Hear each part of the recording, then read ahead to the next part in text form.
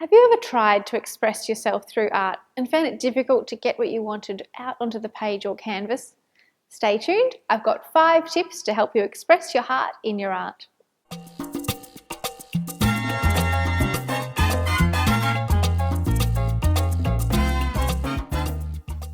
Hi, it's Nicola from nicolanewman.com, the place to visit for inspiration to flourish in your garden, business and creative life. And today is our second episode of Q&A with Nicola. I'm so excited to answer this question because I'm sure it's something so many of us have struggled with. So our question comes from Robin and she would like to know how to even start and express your heart in your art. I find that I pull out my stuff and start, but it always looks corny and not even close to what I wanted to express. How to also layer paint so you have that depth and complexity. My stuff tends to look so 2D-ish.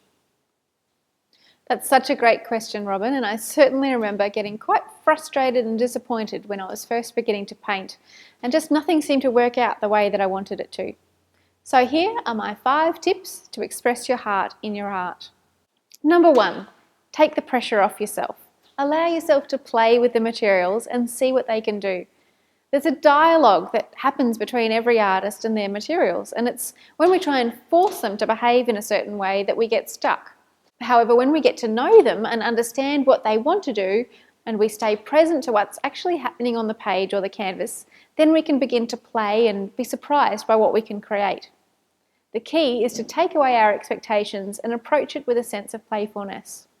Tip number 2 is to understand that painting is a visual language, and as such, you can express yourself more clearly as you learn new words, which means learning new techniques.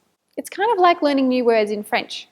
Instead of only being able to say, "Je m'appelle Nicolas," and then getting stuck with how to delve into a meaningful conversation, each new technique is like a new word that you can add to your vocabulary to express your heart. Now, a great way to be inspired to learn new techniques happens to be my tip number 3, and that's to look at lots of art. Whether it's in magazines, books or galleries, pay attention to what affects you and draws you in, and play with those styles as springboards to try new things. When we were at university, we had to go out and visit galleries and see new art every week, just so that we would get an idea of what kind of art was out there. My advice to my students is always keep it simple in the beginning and practice learning just one technique at a time. When my friend Jess Ainscoe came over for painting lessons, we focused on just mixing blue oil paints. So you too could focus on mixing blues and see how to add depth by making a blue painting, where the colours range in value from lights to darks just by adding a touch of black or white. And then you can layer those colours on top of each other and see what happens. I actually painted my first lily pond painting that way as a student. It just evolved from playing with blue. And then I focused on learning how to paint straight edges by making it work with lots and lots of horizon lines. It looked like a beach that went on, layer after layer. So choose just one element that you're keen to explore and dive in.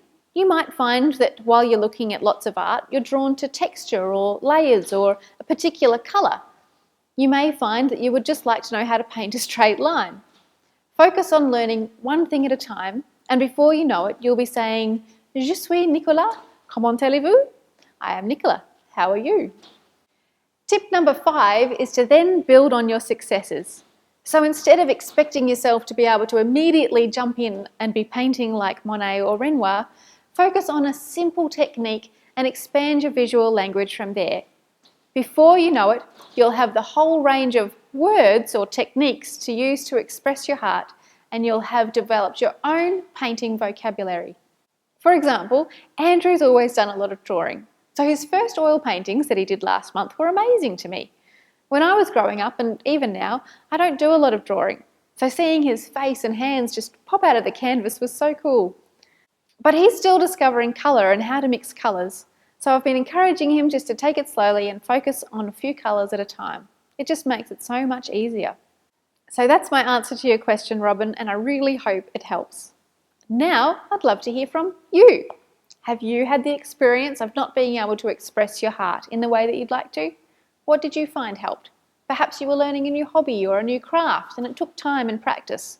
What tips can you share in the comments below? I would love to hear your comments, so to join in the discussion after the episode, come on over to nicolanewman.com and leave a comment. Did you enjoy this video? If you did, subscribe to our channel, and it would be really awesome if you shared it with your friends. And if you would like your question answered in our new Q&A with Nicola series, you can submit it to info@nicolanewman.com or via the link below. And if you want even more great resources to inspire you to flourish in your garden, business and creative life, plus receive personal stories from me that I only share via email, pop over to nicolanewman.com and make sure you sign up for my email updates. Listen to your heart, carve out time for your creative dreams and be gentle with yourself, because life's more fun and fulfilling that way. Thank you so much for watching, and I'll catch you next time on Q&A with Nicola. Flourish with Painting and Creativity is coming up. Would you love to learn how to paint? Would you like some free tips and more info? Go to paintingandcreativity.com. That's it. Oh, that's a wrap.